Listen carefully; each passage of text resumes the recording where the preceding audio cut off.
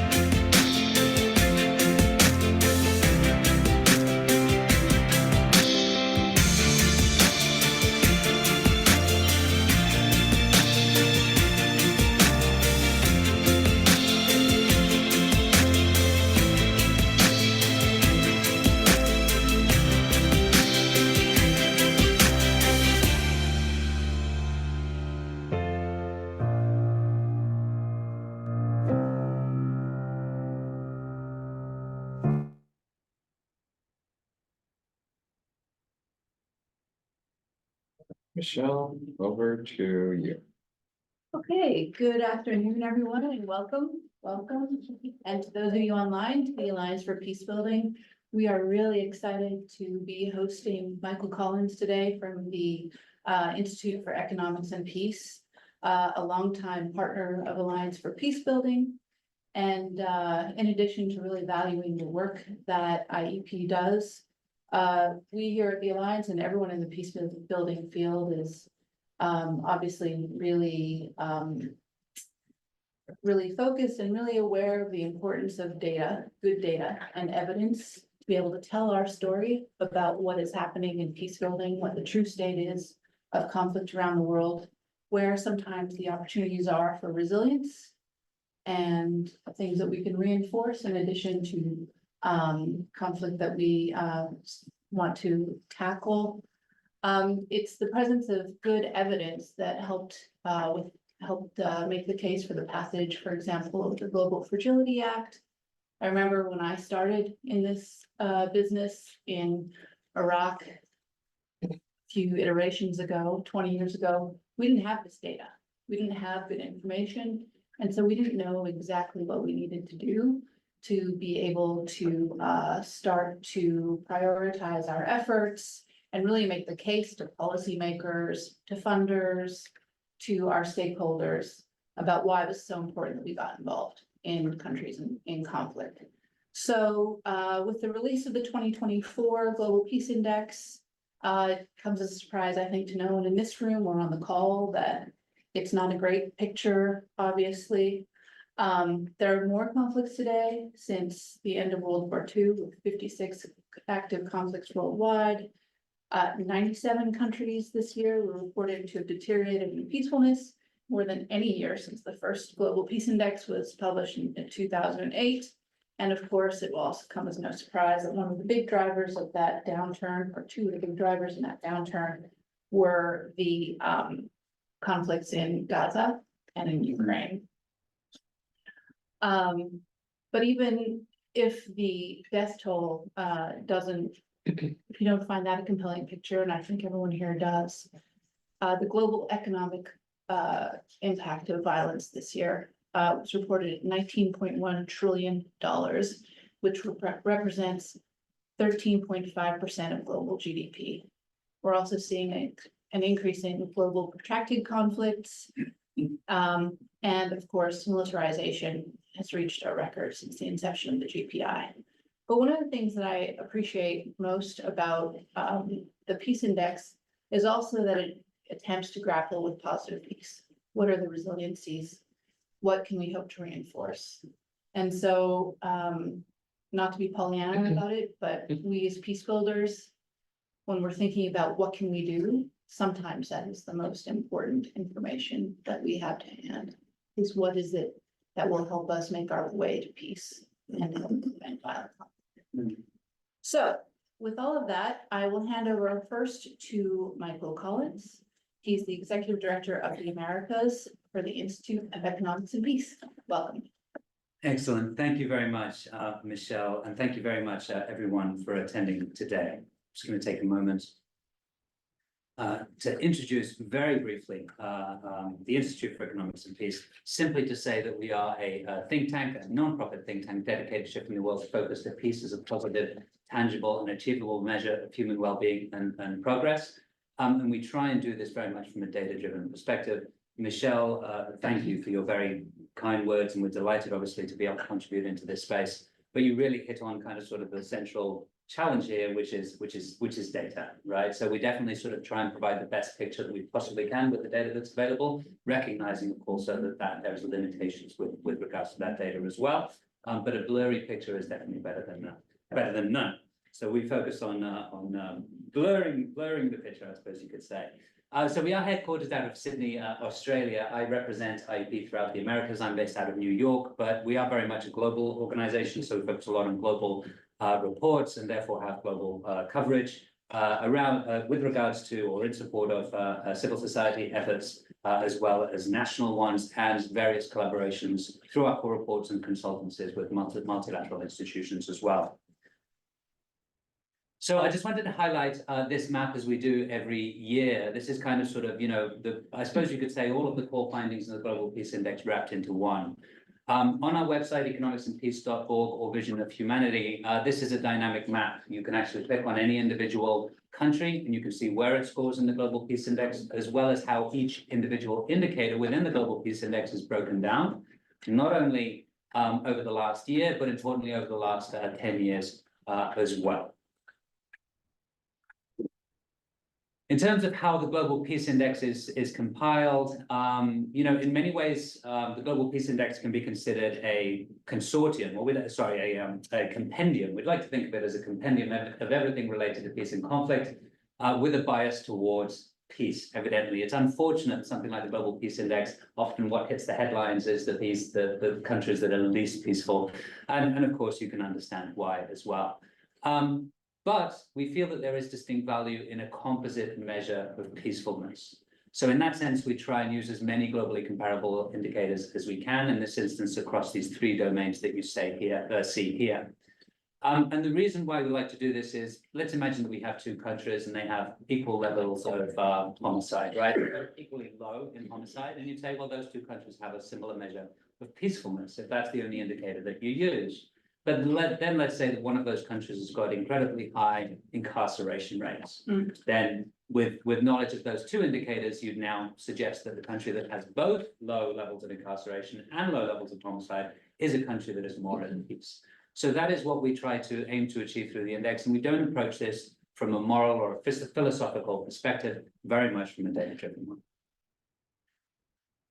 So the Global Peace Index enables us to kind of sort of do, a few cool things, such as, assess the overall measures of peacefulness globally, as Michelle also noted, deteriorated last year. There were a record number of deaths in 2023, similarly high number last year. And if the first 4 months of this year are anything to go by, we're probably going to see some record numbers as well. And this is actually the 13th deterioration of the last 16 years. That slide needs to be updated. 97 countries deteriorated. Now, that's the most countries that have deteriorated in peacefulness on a yearly basis since the inception of the Global Peace Index. Michelle referred to that. Going back to 2018, those numbers would have been switched, essentially. Now, we have seen some improvements in that central domain of safety and security. So, for example, violent demonstrations globally had been increasing progressively over the last 10 years, very much hitting their peak during and shortly after the COVID-19 pandemic, but those have actually improved quite significantly over the last 2 or 3 years.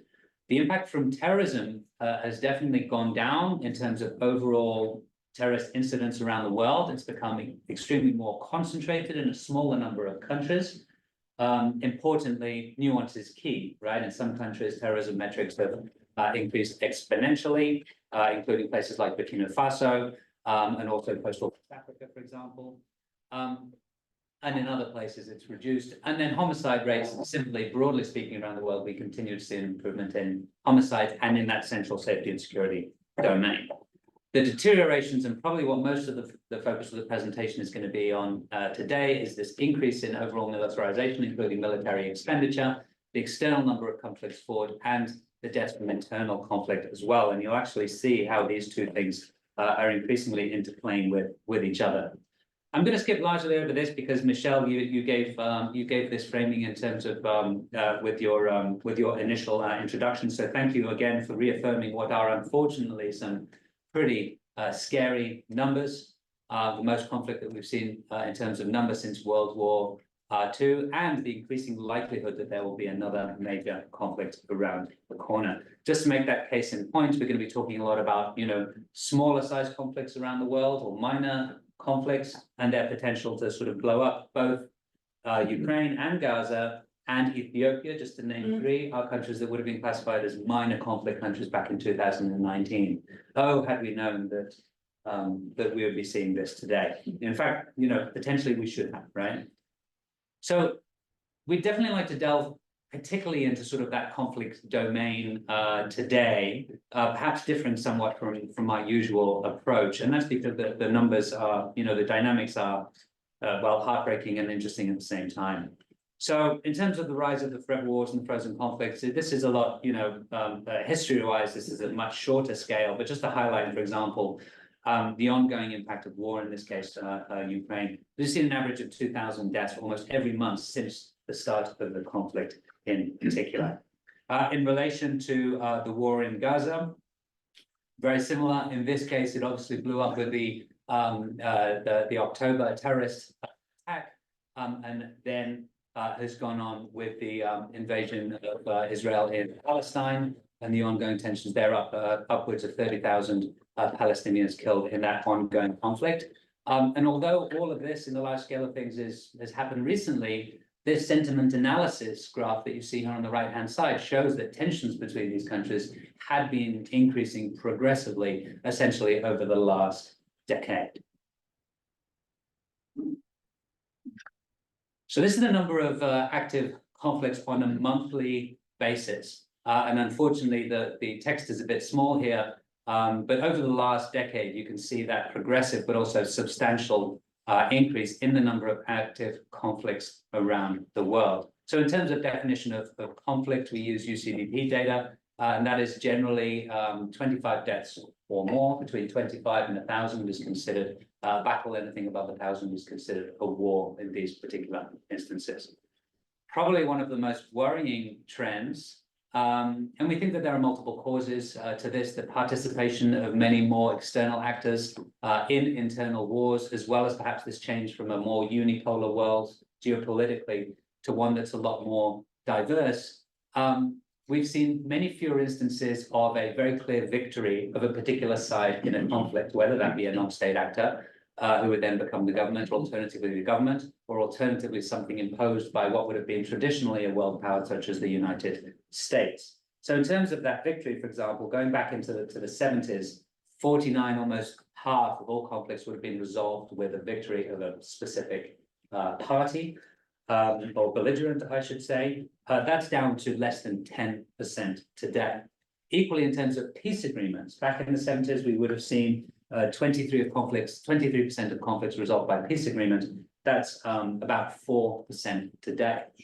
So as a consequence, we're seeing this great increase in the number of conflicts that are still out there and that are presently unresolved. These are all conflicts that have the ability to be able to blow up into something that we're currently seeing in Gaza and the Ukraine.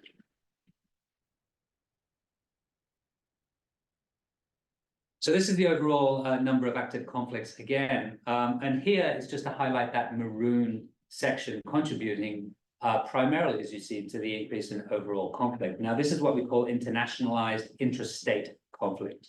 So these are conflicts that traditionally would have been internal within a country, but now there's a number of external forces, external countries participating in those conflicts, either in direct support of the government or alternatively in support of a non-state actor, and increasingly a variety of non-state actors within a country. One of the things we note in the report is kind of the increase of conflict dyads, and primarily due to the fact that there can be 4 or 5 or 6 or 10 armed groups within a country fighting between themselves, but also fighting in conjunction against the government. Myanmar would be a very good example of that. And although we continue to be at a significantly lower number of deaths overall, since so that record in 2022 was a 30-year high, including since the inception of the Peace Index. Going back into sort of the Cold War era, we see that those number of battle deaths were significantly higher, but of course there's the significant risk now that we're going to be returning to some of those numbers. We do think that technology has had a significant role to play in this, basically providing a more level playing field is completely the wrong analogy here, but basically strengthening the cards of non-state actors in particular, right, who now have the ability to be able to compete with major states.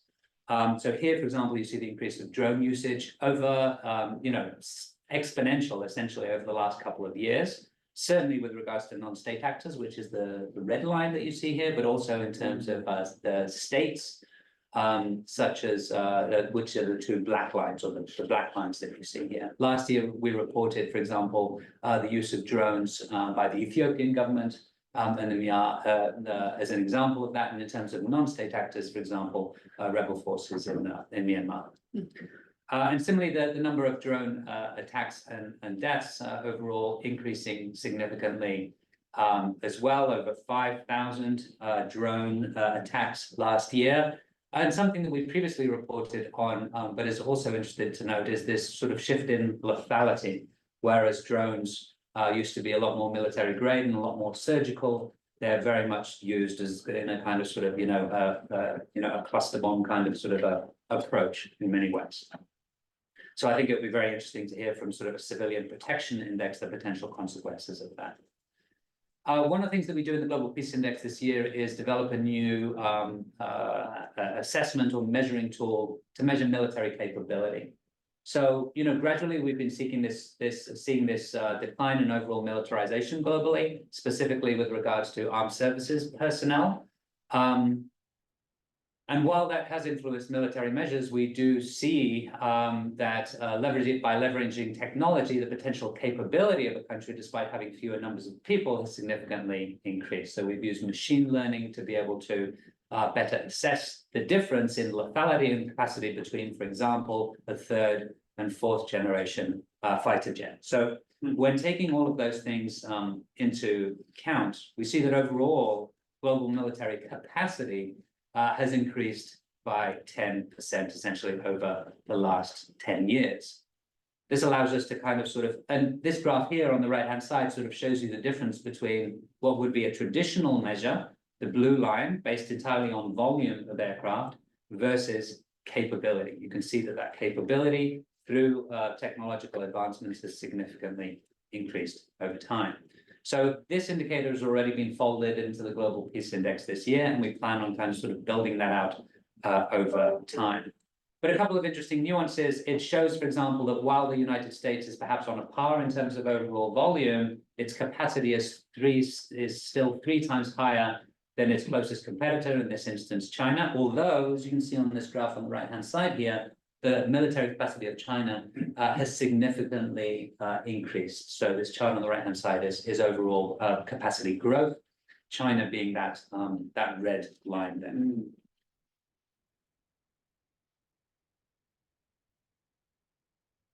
So this is kind of sort of breakdown based on those original domains that we saw. As you can see, the green line on the top is representing this progressive increase in conflict that we're seeing around the world. And to Michelle's point, yes, the Ukraine and Gaza were both significant drivers there, but because of the increasing conflict we're seeing, it's very much this progressive line.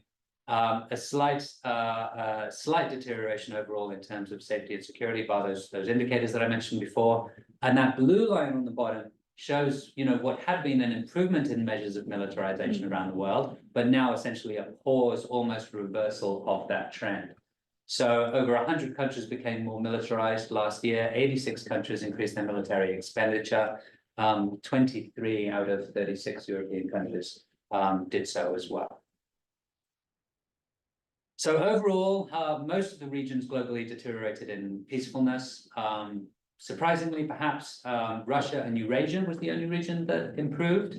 That's the name of the region. If we look at that inside, both Russia and Ukraine deteriorated in peacefulness and are actually in the 10 least peaceful countries. It just so happens that a lot of the stands essentially improved in peacefulness over that same time. North America recorded the sharpest regional deterioration. It's always skews the data somewhat because it only includes 2 countries, Canada and the United States. Mexico is incorporated as a Central American country in the Global Peace Index.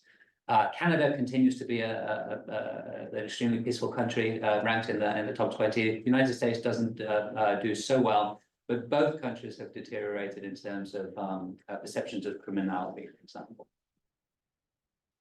Europe deteriorated in peacefulness as well. Militarization was a core component there, although it does remain the most peaceful country in the world, as does Iceland. Iceland also deteriorated in peacefulness a bit with an increase in violent demonstrations there.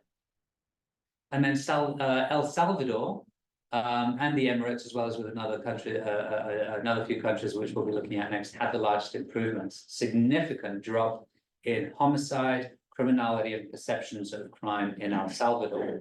The only thing in Salvador is that we've seen, a significant increase in levels of incarceration. And this is kind of why I made that point in the beginning, that we're looking at this from a very multidimensional perspective. And it is very much a question of balancing. So it just so happens that, for the time being, those levels of that reduction in homicide and crime trumps any increase in incarceration that we would have naturally seen. But this is, it's a long-term play, right? There's a time and a place for these things, especially when it comes to overall stabilization. The question is, what do we do answer, and how do we transition from one thing to the other? And of course, there's always the question around human rights abuses and civil rights abuses too. So here is the list of most deteriorated countries overall. Significant change, and we're seeing this in both Ecuador, also in places like Mexico, for example, in the drug trafficking patterns in South America. So the legalization of marijuana in the United States, for the most part, for example, the increased trafficking of fentanyl have kind of sort of contributed to a change in the way drugs moves throughout the Western Hemisphere, impacting different countries along the way. Gabon had a coup in in August of 2023, deterioration in peacefulness, not because of the coup itself, but of course the subsequent violent demonstrations, for example, and then Palestine and Israel for the obvious reasons. In terms of the most improved countries, Nicaragua, very similar to El Salvador currently. UAE does generally well in terms of overall peacefulness, ranked 53rd. And an improvement in Myanmar. So interestingly, in Myanmar, we saw an improvement in overall measures of homicide, although it could be said that homicides have simply now formed part of the conflict metrics that we would track. But interestingly, an increase in the perceptions of safety of people within Myanmar. Now, of course, there's ongoing conflict there. This is a personal kind of sort of reflection or thought. I'm wondering if whether the fact that the conflict has now become more organized around particular lines of control, the people within any particular line of control are generally feeling more safe. So I'm very much open, look forward to the group's thoughts on that. These are the 10 most peaceful countries. Interestingly, only Singapore, Malaysia, and Switzerland improved out of these 10 countries. The rest are deteriorated slightly. And these are the 10 least peaceful countries in 2024. Afghanistan is no longer the least peaceful country on earth. It does continue to rank at 160. Yemen has now taken first or last place in the Global Peace Index of the least peaceful country. Again, this is, we don't do this from sort of a moral or philosophical perspective, rather leveraging the data as described. For anyone who has questions on the data, of course, very happy to answer those questions. Also, the methodology is explained in detail at the back of every report. just to end very quickly on this, Michelle made this point. Thank you, Michelle. You know, the most peaceful countries on earth only spend about 3% of their GDP on violence and, you know, either the consequences of violence or violence containment. The countries that are less peaceful can spend an average of 30%. Countries in conflict can spend an average of 60%. So essentially, even if you're a country that's not in conflict, if you are becoming more peaceful, over a quarter of the economy can now open up for more productive purposes overall. Overall, I don't have it listed in here, but the overall expenditure on peace building and peacekeeping essentially accounts for 0.6 of military expenditure worldwide. Just to touch on positive peace, thank you, Michelle, again for mentioning that.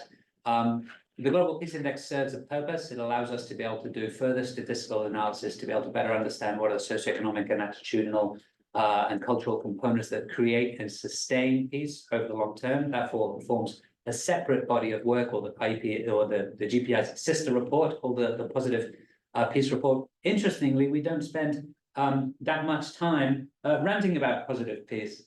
We do that often enough in all other cases in the Global Peace Index this year. And partially that is to introduce something else that we're working on, in this case, the HALO framework. So whereas something like positive peace can be used as a tool to be able to identify where a particular country or city or community or organization is going and doing with regard to the 8 pillars of positive peace, and thereby informing policy, the decision as to what policy is most appropriate for a particular case requires a deep understanding of the system.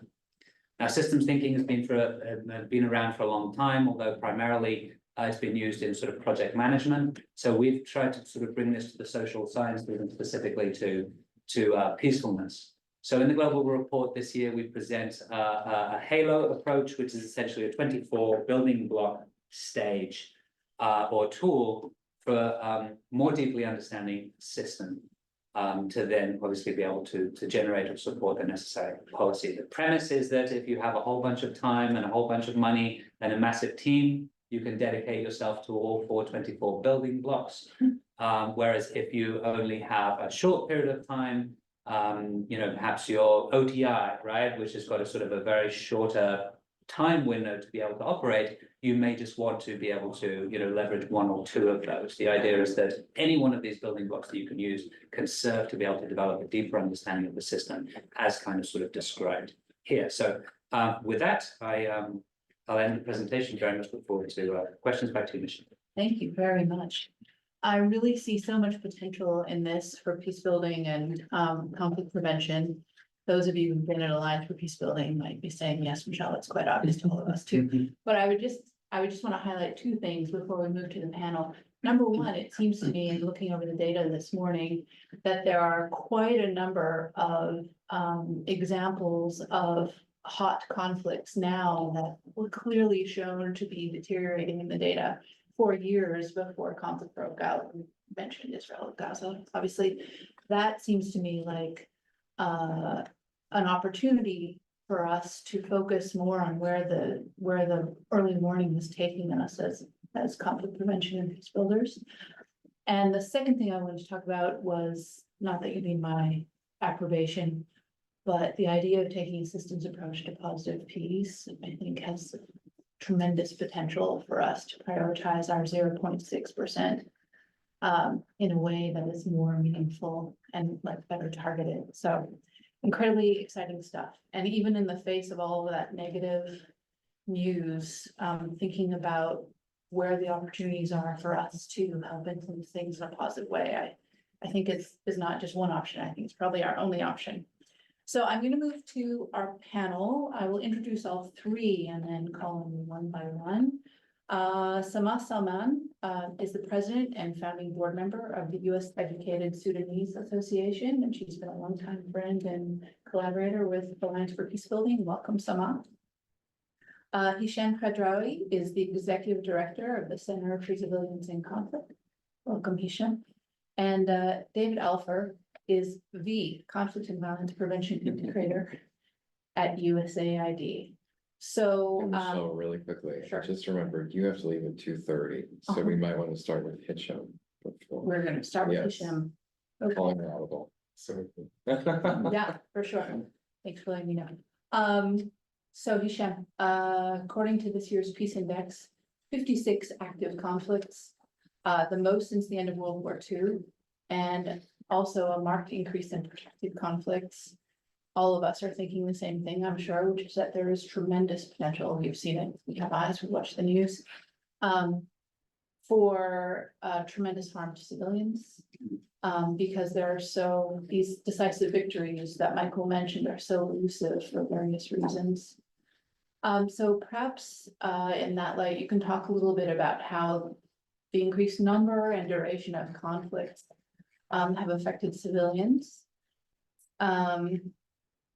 And in light of all of that, what does civilian protection look like in the modern conflict context? Thank you very much, and thanks for the invitation as well. So yeah, I'm visiting DC, based in Geneva. It is a great honor to be with you today. Welcome. And I'm someone who loves data. I think in our field, we don't use data as much in the humanitarian protection of civilian field. So I think it's great. And what you say, I think it resonates a lot in our analysis as well. But now we have figures to sustain that. I mean, what you say is extremely important. I mean, the issue that we have, I mean, the protracted conflicts definitely are on the rise. And an additional factor to what you just mentioned, we believe, is as well the extreme political polarization of the world that leads to blockage in forums that are normally here to contain these conflicts or to solve them, which is the UN Security Council, for example, or the multilateral organizations.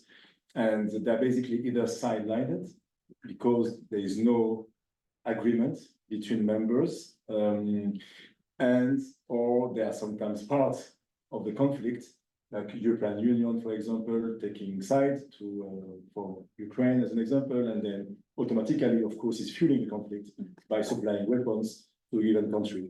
So without looking at any moral or right or wrong, factually speaking, it's basically there is kind of a fueling of conflicts, and then the other side clearly will do the same, and then conflicts are being continued. So how civilians are being impacted with the nature of these protracted conflicts, it's a multi-layered impact. We have the immediate impact where civilians are being harmed because of the increased level of violence and the scope of the area that is impacted by this increase of violence. So massive displacement.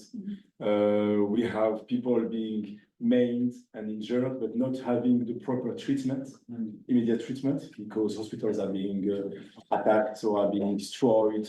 Doctors are not being even present. And as well, we have the issue around vulnerable civilians, like the children, for example.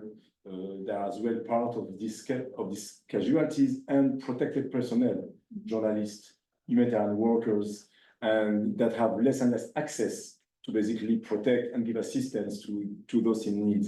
So it creates this vicious circle, basically, where you have increased needs and less ability to respond to those needs from a relief component, but as well from a protection component. The second aspect of the nature of protracted conflicts is the long-term, the mid-term and long-term effects on the social fabric. So what we see is a gradual destruction of infrastructures. And I mean, I lived a lot of time, of course, in these conflict areas. When you hit several times systems, even if it's, bits and pieces, it destroys the entire networks, and it's harder to repair. And usually, because of the protected nature of conflict, you don't have even space, time or space to provide effective and long-term reparations. So you do quick fix that basically don't solve the problem. So what you have is you create kind of increased dependency to external aid that is, as I said earlier, harder to come, and that is not, of course, enough in terms of coverage. So I think this is extremely important, because at the end of the day, you have kind of the civilians are now getting used to live in a conflict mindset. And as well, this affects a lot of psychological, there's a lot of issues around psychological effects on the populations. I think something that we haven't, as part of the people who are working in the field, we don't see that much, maybe except on key populations, but overall, there is this increased feeling that we will never get out of conflicts. So it's part of our life. And in general, a conflict, an act of violence has a beginning and an end. When you don't know when the end is coming, then you start to have behavior that are increasingly more violent, that are at risk. So you see increased proportion of risky activities when it comes to get incomes, like prostitution, for example. We have as well a lot of issues linked to criminality that is basically increasing in pockets where conflicts are happening, predation. So little bit, this is the impact of these protected conflicts. And to finish on how the protection of civilian activities look like, we have to adapt. I think it's extremely important. Is up to us as well to make sure that you have the right tools and the right system thinking and analysis on how to operate in a very long-term situation of conflict, because humanitarian workers cannot bear the responsibility of long-term consequences of protected conflicts. In Afghanistan, for example, the entire health system is being managed today by the humanitarians. It's not possible. You just can't. I mean, Can't do it. no, you can't do it. So it's a matter as well of having development actors jumping in and a kind of more coalesced approach to make sure that you have the long-term effects being tackled by the right actors, and then humanitarian workers on protection of civilians responding to the needs that can be tackled by us. Thank you very much. Given that Hisham has relatively little time with us, maybe we could ask if anyone's got any questions for him. Any questions on the? And we also will have a colleague from Civic during the Q&A segment, Oh, Lawrence fantastic. Mink, who can answer. Civic could be here. Yes. Okay, very good. All right, in that case, we'll move on to Sama. And I make sure everyone speaks up when you talk to the microphone. Just use your diaphragm. So Sama, I mentioned Ukraine and Gaza as two of the big contributors to the metrics for global conflict in the reporting year. But of course, Sudan sadly is overrepresented in the figures again this year.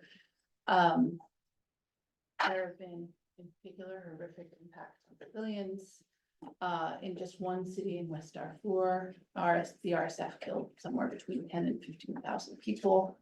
IOM recently released a horrifying figure of about 10 million displaced people, now making it the most significant displacement crisis in the world. In the GPI, 7th out of 10 for the highest economic cost of violence, a question that I would actually like to return to in terms of economic costs.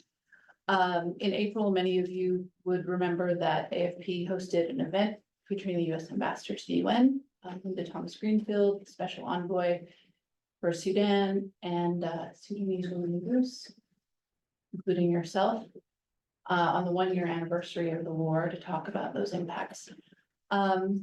Now, 2 months from the anniversary, the situation appears to be just as dire, if not more so. Can you give us an update on the situation there and what you think the ongoing impacts is to civilians? Yeah, sure. Thank you so much, Michelle, for this invitation, and Nick and Megan and everyone at AFP, and Michael, congratulations on a unfortunately very good report. I wish we were in a world where we didn't need this type of data, but it looks like we increasingly will be needing this kind of analysis and data. In terms of just some quick reflections on the report itself.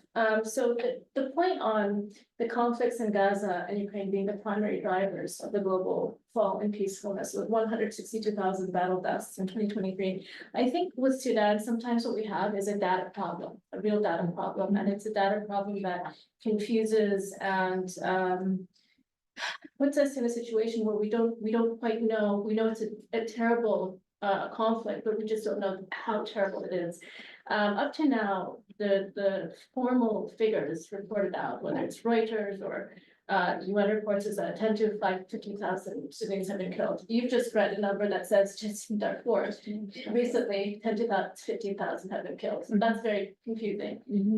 A New York Times front page article on Saturday, June 8th, which has this really heartbreaking photo of what you could see as the features of the famine beginning in Sudan, says that as many as 150,000 people have died since the start of the war. So if you think that, how do you reconcile between 15,000 and 150,000?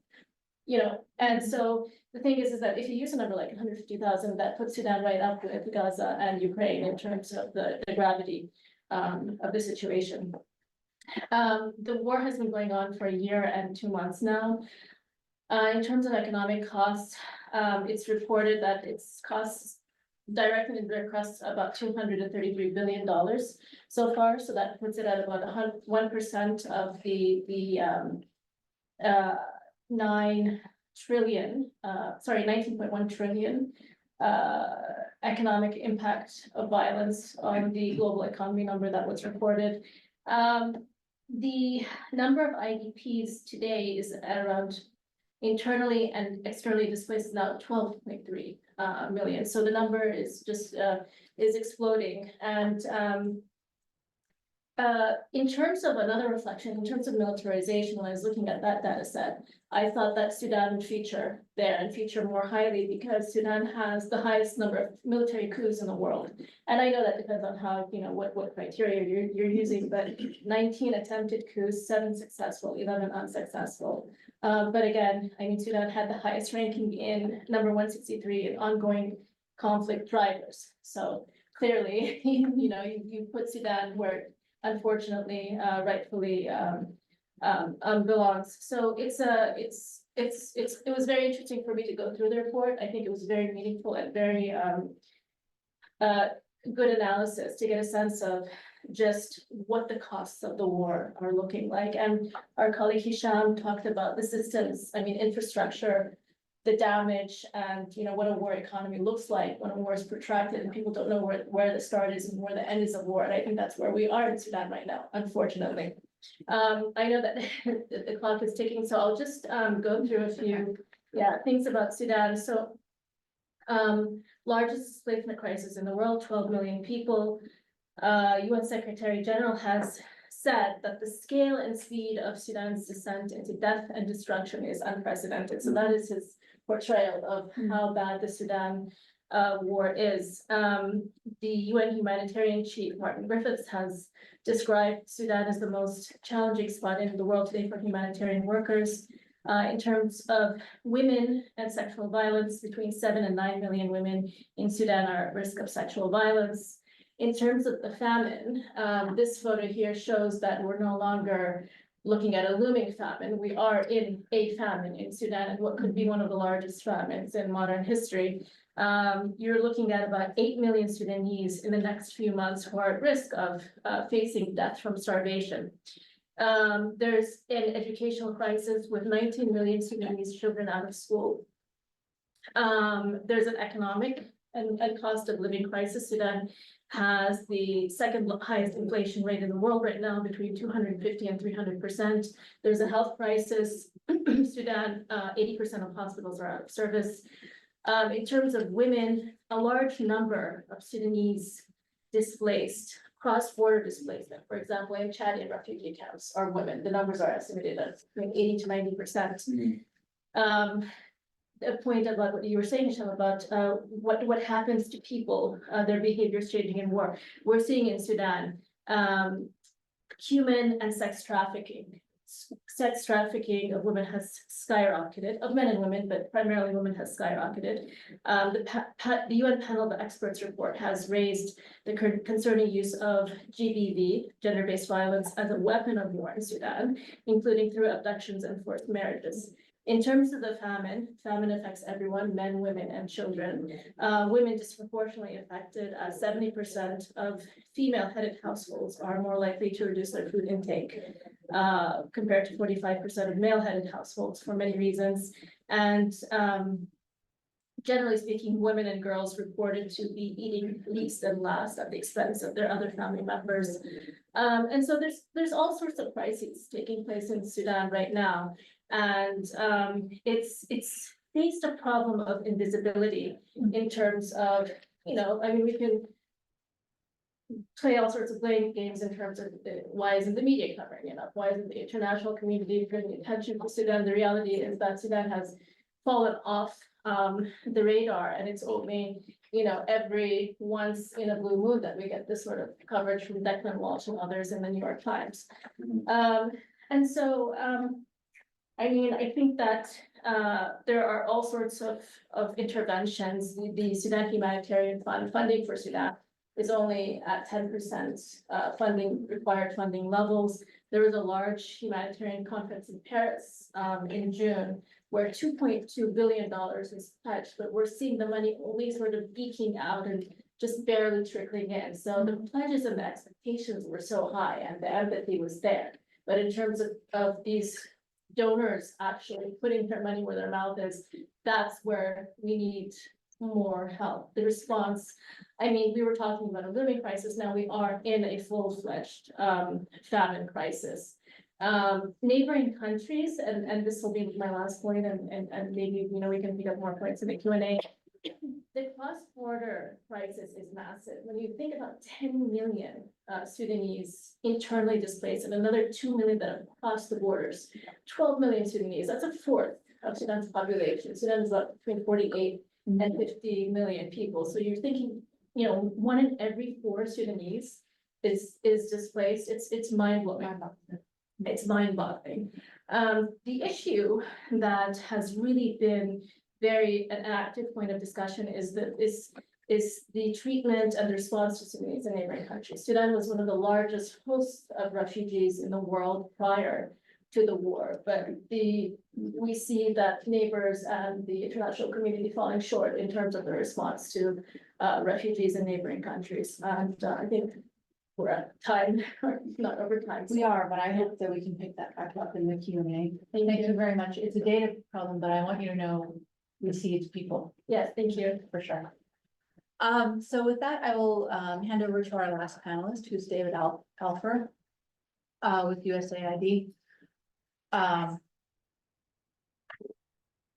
major finding this year and in others is that militarization, as we understand it, is getting worse, and expenditure as a percentage of GDP, and that happened in 108 countries, which is mind-blowing to me. You're responsible, among other things, for mainstreaming conflict sensitivity and peace building into other sector programs. And obviously you also advise on civil relations. For you, what does this data tell you about the trend around militarization for USAID policies and programs? So several things. One is, and forgive me, I don't know if this is in the report, but we need to look at militarization a couple of different ways. Mhm. On the one hand, we have the expenditure on more and better weaponry. On the other hand, we have a larger viewpoint that defines the space within which we operate. And when we talk about militarization, we're really not just talking about more expenditure on weaponry. We're talking about the redefinition of that landscape within which we all work as a combat battle space. So I would urge us to look at militarization in both ways, because those are, I won't go so far as to say equally important, but extremely important nuance to keep in mind, that when we're talking about an interagency response and USAID as part of the interagency, USAID is responding within a space that is increasingly defined as battle space. Mhm. So on the one hand, we have more and greater difficulty in access and space to operate our programs. Mhm. as conflict increases, as the militarization increases on all sides, that means less safety for humanitarian and development peacebuilding actors. That means less attention that beneficiaries and partners have to give because humanitarian needs are rising. These fall by the wayside. So, what's the implication for USAID policies and programs? There's one side of it. We are also, as a part of that range of USAID policies and programs, peacebuilding conflict prevention is massively underfunded, which is one of the reasons why we start looking at how do we integrate this into other sectors of work. You look at the typical funding for most countries, and it's probably going to say something along the lines of global health has 92% of the money, and then everything else is divided among the rest of these sectors. So if we are going to attempt to address conflict dynamics with that sliver down at the bottom that says peace and security, it's inherently a losing battle. Not useless, that money goes to good effect, but it's a tiny amount. If, on the other hand, we can get global health thinking about this, now we have a much different kind of a lens through which to approach the problem. Really, what that ends up being is redefining how we approach this problem set, especially in terms of, are we talking about the need for peace and prevention? Or are we talking about the effect of peace as an enabling environment for the effectiveness and success of sustainability of other sectors of program? So the more we can break down what we're talking about into that kind of nuts and bolts applicability, the more power we have to affect that space. Why is it that a vaccination program doesn't have the access that it needs in this area? Why is it that a livelihoods program is not having the effect that it should in this area? Here are some of the reasons.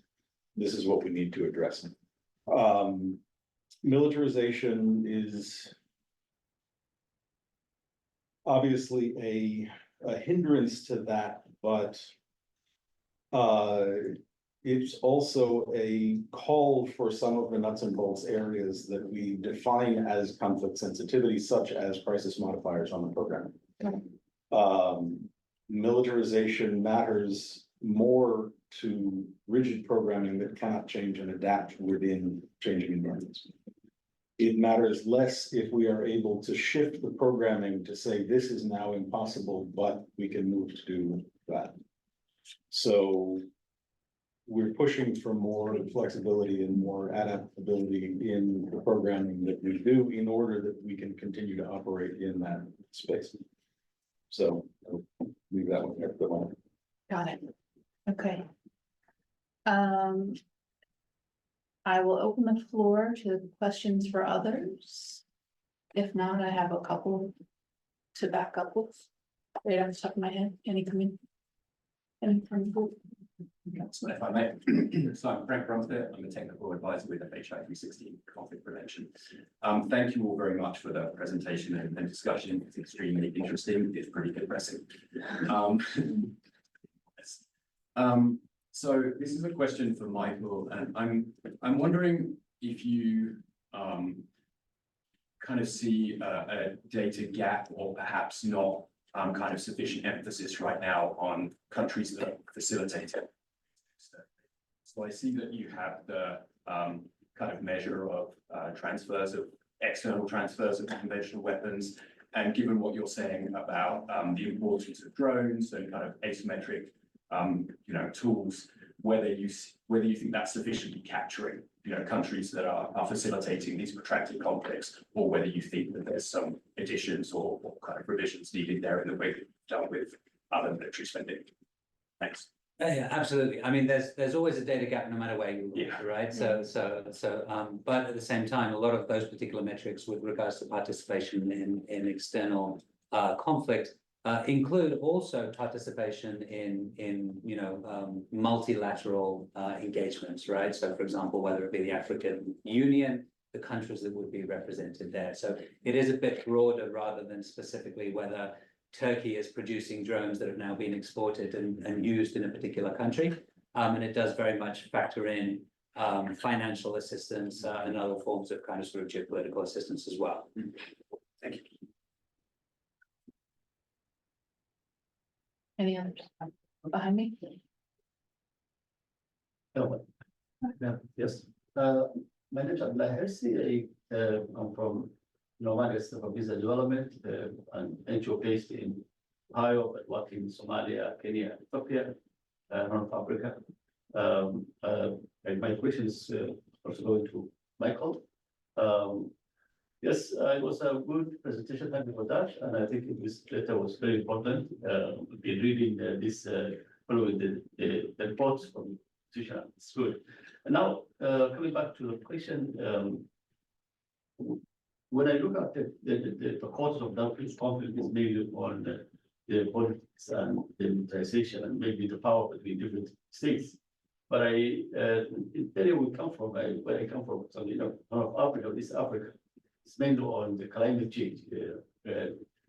Despite the governance and other things are wrong, but now the climate change and resources are, a main factor of driving costs. So, and I don't know whether that has captured, the data has captured that as one of the driving factors. And the second thing is about,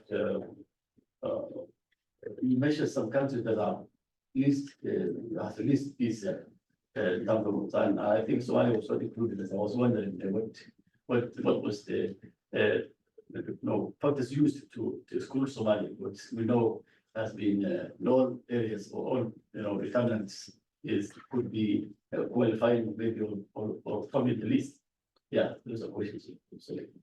Thank you very much, Abdullahi. So with regards to the economic cost and whether it includes climate change, the short answer is no, not in something like the Global Peace Index, but it is beyond measures of militarization. So it does include, for example, the impact of homicide, but also, for example, the cost of maintaining a penitentiary system or a police force as well. Again, coming back to that original definition, we wouldn't advocate necessarily for the dissolution of all military or alternatively the police force, but we recognize that in countries that are more peaceful, less police, less military would be required. So that's kind of sort of the basis measure.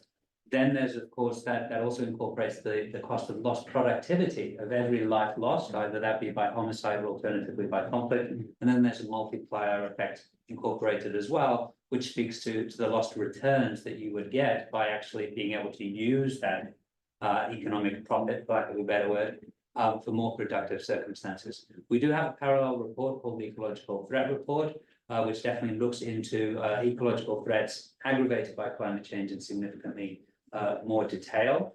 I'm not entirely sure how much is going to be dedicated to costing this year, but the good news is that we're in ample time for that. So this is why these sessions are so useful, because they allow us to be able to sort of better determine what are key areas of interest. Very quickly, with regards to Somalia, the only reason it wasn't mentioned here is because it perhaps fell slightly outside of the scope of the top 10, but it is currently ranked as 153rd out of 163 countries. Unfortunately, in this instance, it is still to this date a country with low levels of peace.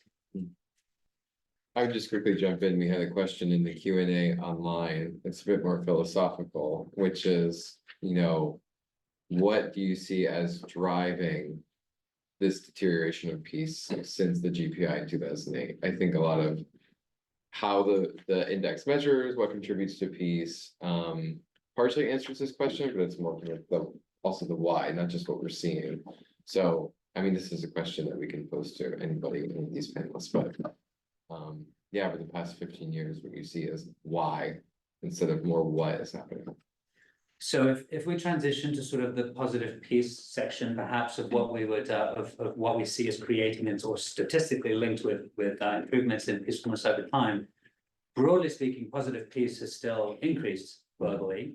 But we have seen a distinct difference between what we call the institutions and the structures domain. So whereas for the most part, the functioning of government and the administrations globally has generally improved in terms of overall efficiency and capacity, and whereas structures components such as overall healthy life expectancy, overall income, for example, access to health and education have continued to improve, we've seen a radical deterioration in the attitudes domain. So I think, you know, like a lot of people, we definitely think that, you know, technological advancements definitely can kind of sort of contribute to that, not necessarily in terms of misinformation. It could be simply that we're all becoming a lot more attuned to the potential discrepancies that exist out there, whether that be in our own countries or alternatively in other countries abroad, and are therefore, therefore more likely to then, as a group or as a humanity, do things that leads and help drive that deterioration. There are two things that really jump out at me from the conversation just thus far. One is the failure to act on early warning. Most of the deterioration that we're seeing should come as no surprise to anybody. We have been watching it for years.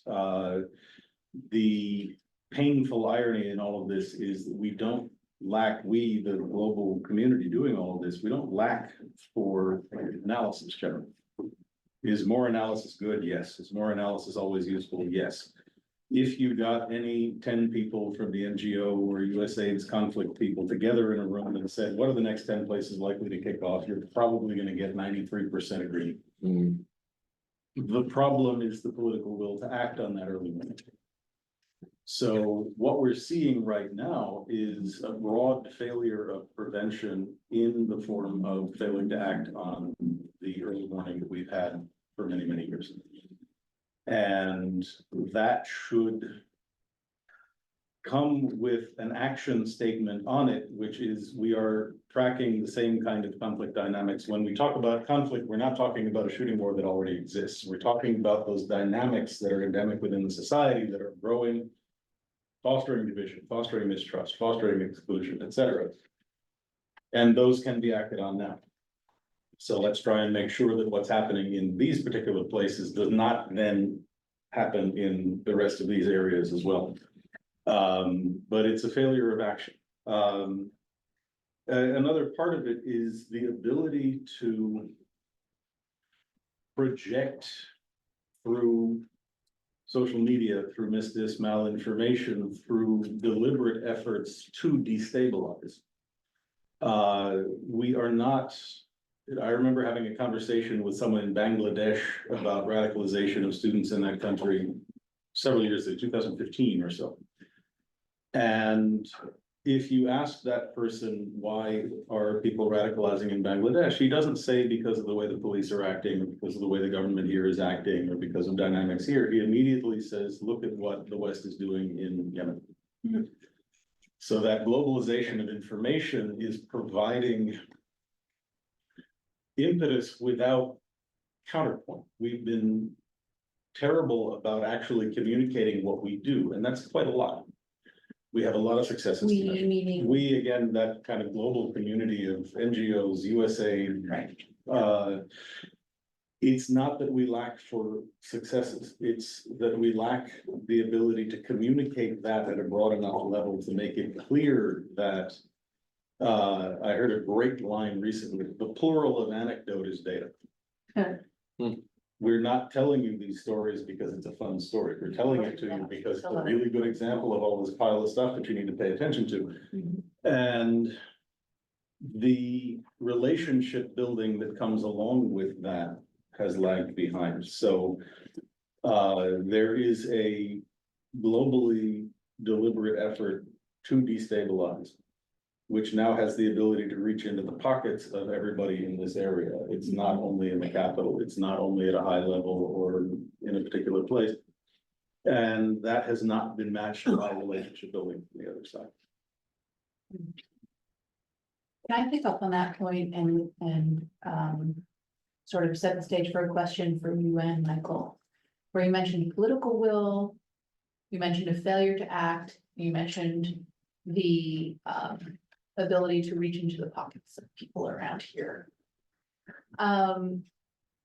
on first glance, when we're talking about global conflict that can be measured in death and suffering in increasing numbers, it feels callous to talk about quantifying the dollar value of conflict, right? GDP.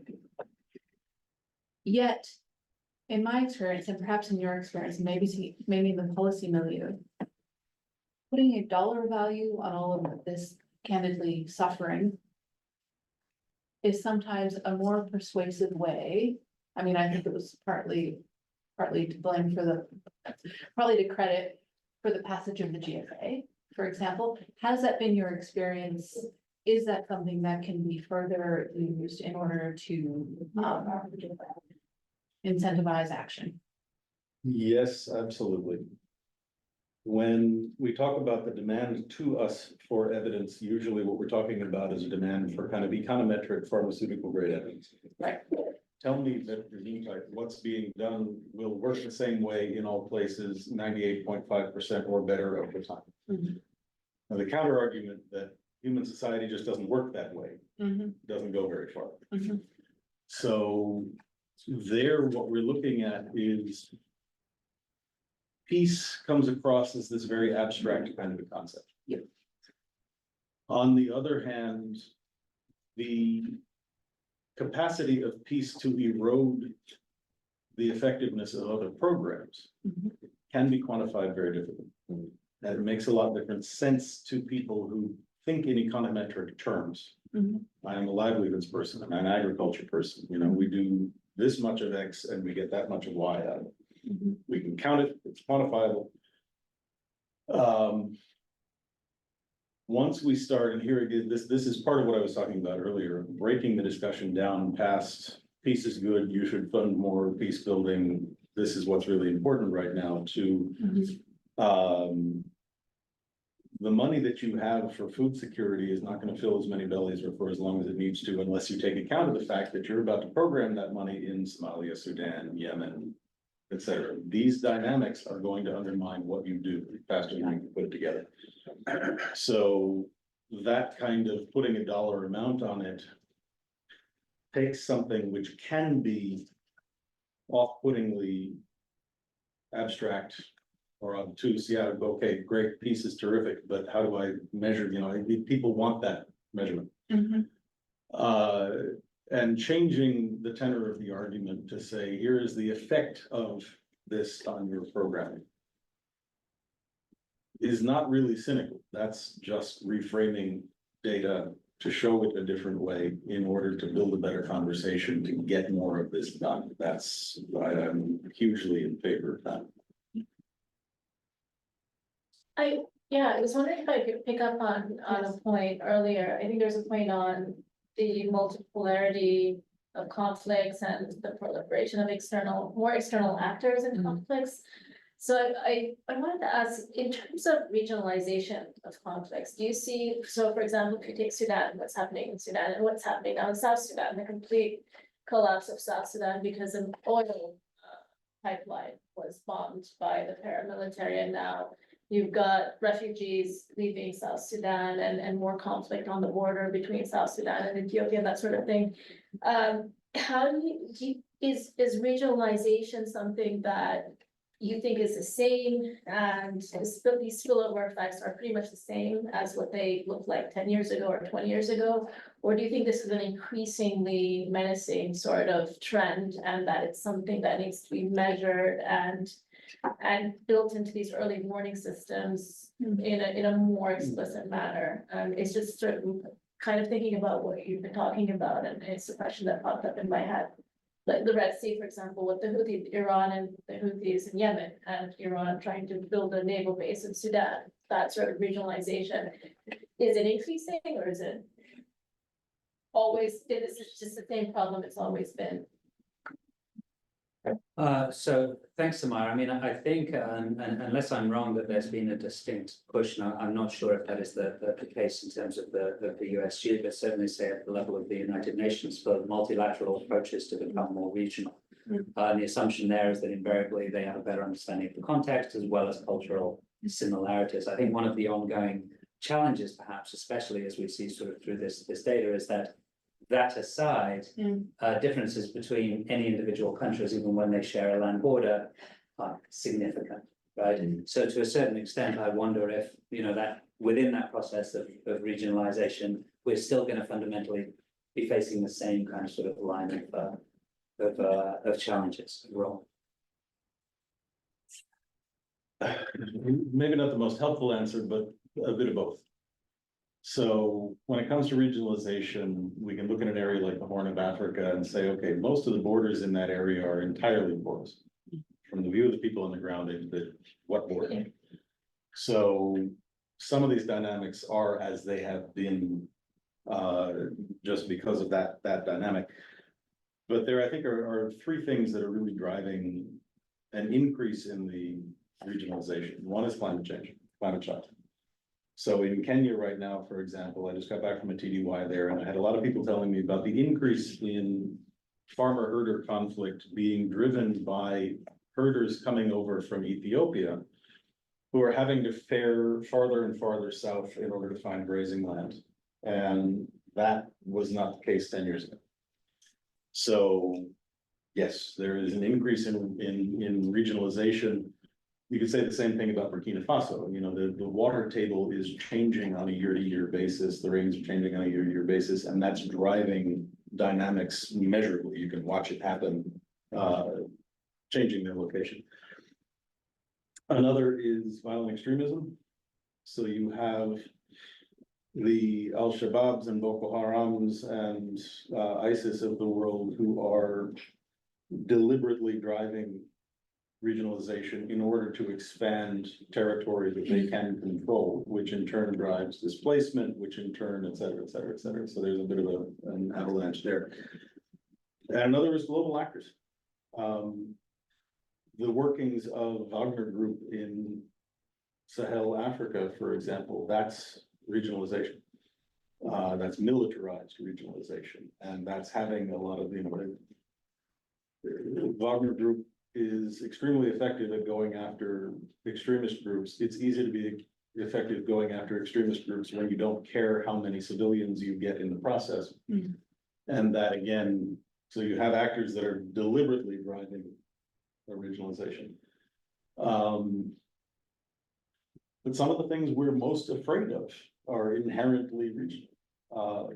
If, for example, there is to be anything kinetic between China and Taiwan, that will be fought out in the midst of a long series of countries whose economies will be thrown into chaos. You're talking displacement, you're talking, and that's a global breach, disruption of food supply lines, implications for food security globally, same kind of thing that we saw with Ukraine and Russia. So there are a lot of dynamics that are adding to that regionality, and some that remain from that they have just been there for ever. Thank you. Thank you. I have a question. I would also, just before the next question, give Lauren a second, who's also Pacific, maybe to reflect on that prompt from Sama, but also any of the other previous questions on what's driving peace, or I know she has had her camera on. So Lauren, not to put you on the spot, but I just would love to give you a chance in case you would like to say something. I appreciate you passing the microphone to me, but I think a lot of what I would say would very much correspond with what my colleagues in the room have said in response to the question about regionalization, as well as what is driving some of these dynamics more broadly, the downward trend in peacefulness in a lot of countries. In addition to what Hisham said in his remarks around multipolarity, some of the main themes that we track as heavily relevant to civilian well-being in conflict and driving a lot of civilian harm, increasingly driving civilian harm in conflicts are many of the things that have been mentioned. So climate change, we know there's a climate security nexus. And so as climate change becomes a bigger issue, we're seeing its impact on civilians in conflict areas grow in the way it creates risks and exacerbates vulnerabilities. disinformation is not new, but disinformation spread on digital platforms is relatively new, and the viewership of it is massively growing, and it's affecting almost every aspect of peace and war that we look at.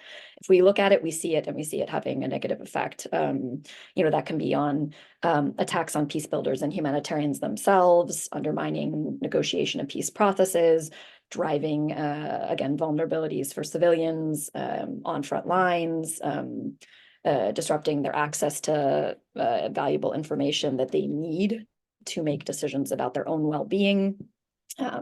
Likewise, the expansion of the role of private military security companies, who are not, immune to international law, but who we struggle to hold accountable within the frameworks that we've created for international law and accountability. So I mean, these are some of the factors that we're tracking that are leading to these dynamics, and I think they've been mentioned, but I do appreciate the microphone and the chance to underscore some of it. Thank you. Oh, actually, hang on, did I have a question? Yeah, there was one back here. Sure. Okay. Hi, yes, my name's Lori. I'm a volunteer with the Peace Alliance, and we have, there's legislation that was introduced in 2001 to create a cabinet level Department of Peace. So, my question is about, I understand this is about data. I'm coming from, I want to know where spirituality and consciousness plays a role in any of this, because I look at it, I mean, my understanding of life is we have to open up hearts.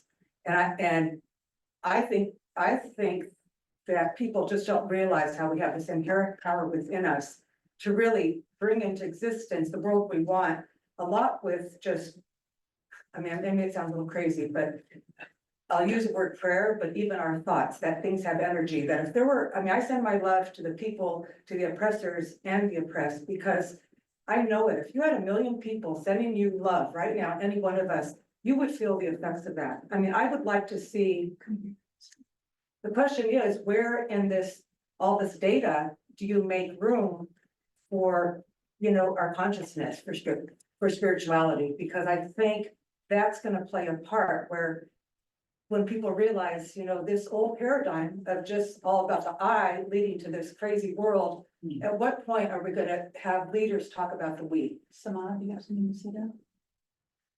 I mean. The answer could be no. I know it's a big Yeah, question, it's a but. big question, and I've been haunted by this photo here.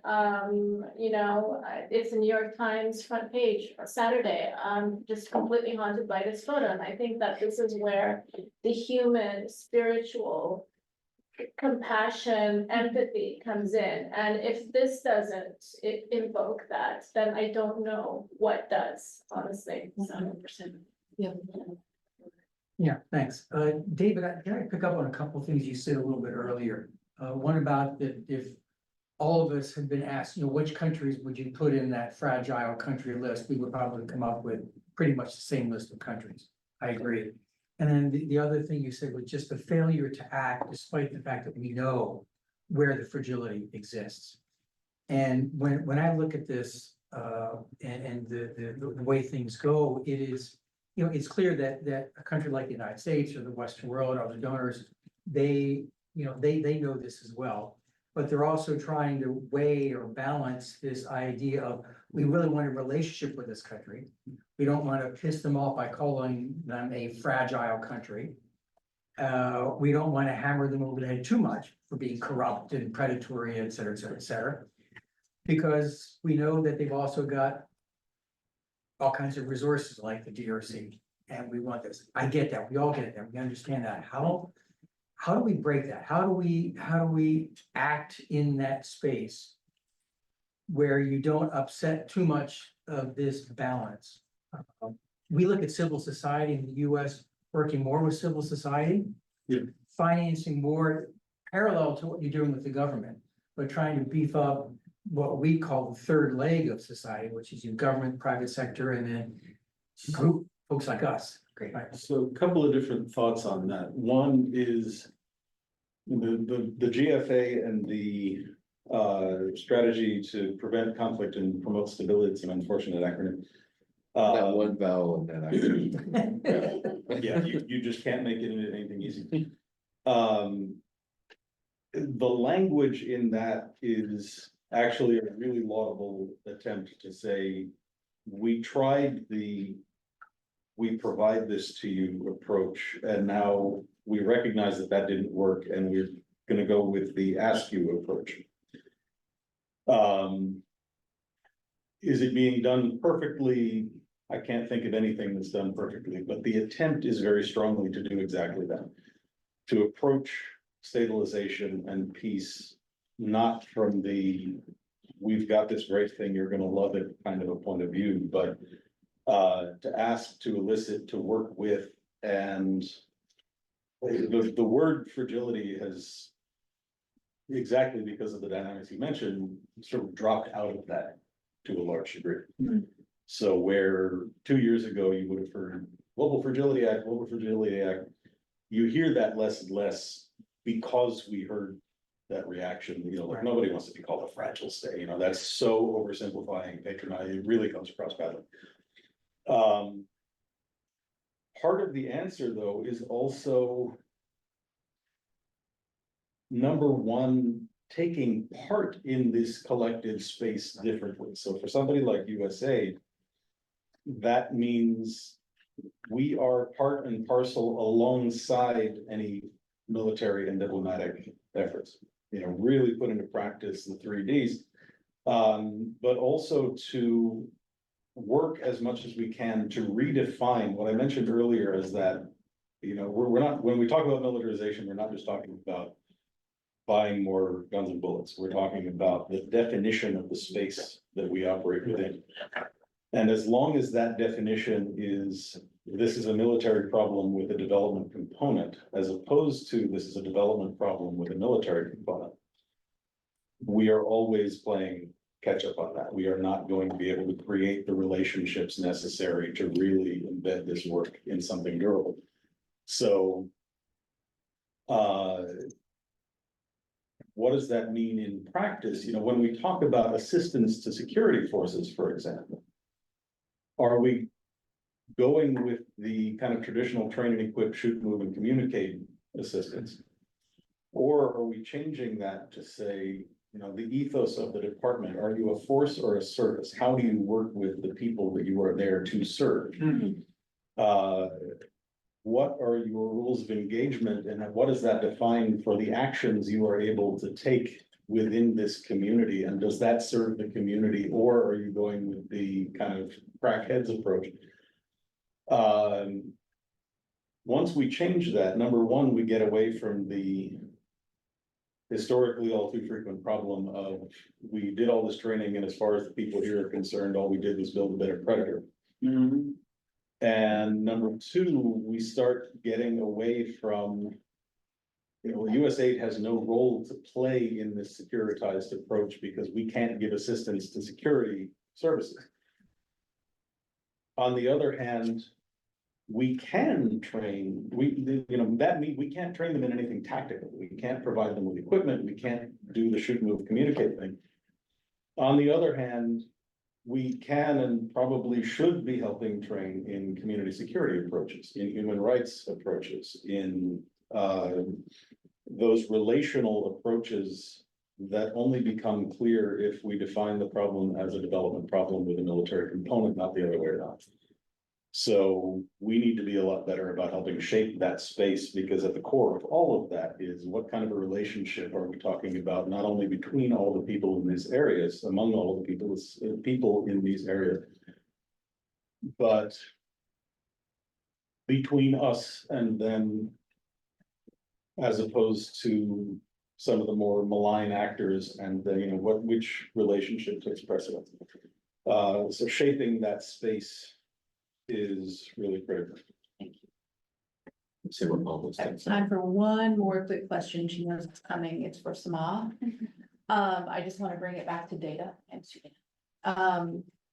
Having in your comments, we talked a little bit about what it means for human beings on the ground when we talk about these numbers. So What asks do you have for the international community, for people, for our organizations represented here and others, policymakers, peace builders, the public? What does the data tell you about what could be done? What should be done to have that situation?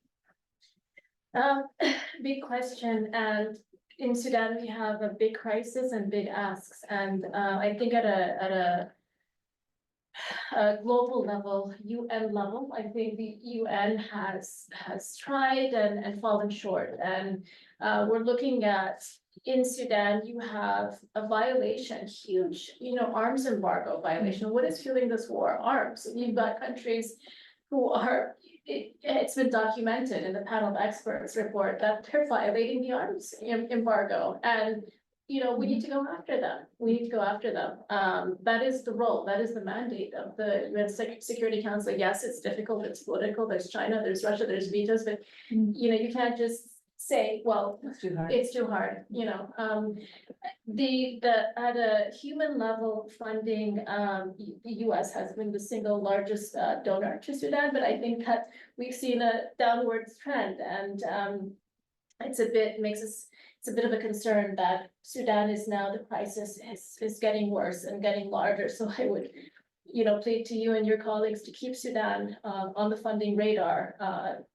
Really, the funding is falling short, and there are other countries that we have been pressing for their contributions from the Paris conference as well.